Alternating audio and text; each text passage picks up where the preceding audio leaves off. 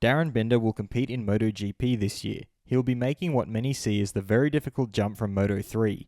He has received plenty of criticism ever since he caused a title-deciding crash in Moto3 last year. Binder has now responded to his critics during the team's official launch. I'm your host, Dillon Shelley, and first up on Moto World, Darryn Binder responds to not ready for MotoGP criticisms. Darryn began by explaining why he couldn't pass up the opportunity to ride in MotoGP. I was so excited, I definitely didn't ask why me. I just said, thank you, I'm ready, take me. Obviously, there were mixed feelings and lots of different comments and stuff, but I would be stupid not to accept my life's dream. He then responded to the criticism that he is not ready for MotoGP. I want to leave all the bad things behind and move forward on a clean slate, but that's obviously difficult. I tried to do that last year, and unfortunately, at the end of the year I made a mistake, and everybody just jumped back on the same bandwagon. He then explained how he plans to approach MotoGP. I'm just going to go in, do my best, and try to keep my nose clean and stay out of trouble. I hope that I can have good races and good battles with all the guys, and whether they like me or not doesn't change anything for me. He then revealed if he needs a mental coach to deal with all this criticism. So I'm super happy to be going up to MotoGP. Obviously, there's some people that say otherwise or whatever. I really don't care.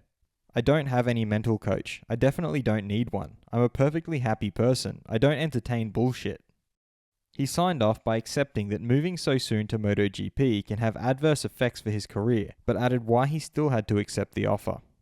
It's definitely a big risk to jump straight to MotoGP. It's not always about how fast you can get to MotoGP, it's about how long you can stay there. It's the pinnacle of the sport. You want to get there and stay there for as long as possible. It is a big risk, but at the same time, I could never reject this offer. Fast feed.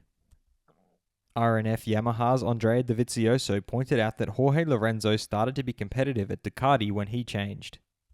In my opinion, his mental approach changed and he rode differently than at Yamaha, not trying to ride like Yamaha, but he retained something of his riding style. That's why I say I think it's very important to adapt, but all riders have different talent and experience and they all have something special. So you have to try to maintain and use your riding style. You have to understand in what percentage. Tech 3 KTM's Remy Gardner was very sad when he saw the news about Valentino Rossi's retirement. It would have been a dream come true to compete with Valentino Rossi, but like all good things, it always ends, and I understand. He is many years old. The results didn't show up to him, so it's understandable. There is no harm. It is what it is.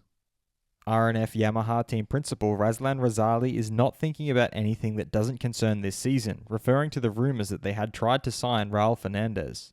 We have barely started 2022, but our role is to take young riders and help them develop their talents and give them the conditions to fight for the title of champion, a bit like what we did with Fabio. That remains our philosophy. Just this year we have a good balance between youth and experience, but let's not talk about riders who aren't here this year. Retired MotoGP world champion Valentino Rossi has revealed that the late Marco Simoncelli was a clown from Romagna. He always talked nonsense and was really nice, then his physique made him even more likeable. He was kind of funny looking like Goofy and he moved like a big cat. Will Darryn Binder prove his critics wrong? Head over to my community page to vote in the poll and let me know what you think in the comments. And if you like this video, feel free to subscribe and check out my others for all the latest in the world of MotoGP.